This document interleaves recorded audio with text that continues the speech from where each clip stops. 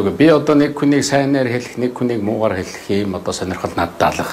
Хүнийг сайн муугаар ялангуяа муугаар хэлүүлэх гэж байгаа бол надаас ерөөсөө асуулт асуух хэрэггүй. Хэрвээ чи одоо дахиад асуугаад яг яасан гэвэл би хариулж болно. Алтан уугийн бол танд бас их гомдолтой явдаг дараа нь удаа дараа мэдэгдсэн шүү дээ. Та хариу өгөхгүй л байлээ.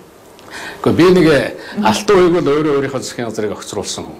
Тийм үү? Над дээр манай засгийн газрыг одоо нөгөө хуулийн асуудлууд яригдаад баахан зүйл яригдаад ирэхээр за засаг огцорлоо, ерөнхий сайд огцорлоо гэдгээр хохирсон хүн болоод тэгэл тэндээс одоо тэр яригдаад байгаа асуудлуудыг хаах сонирхолтой байсан.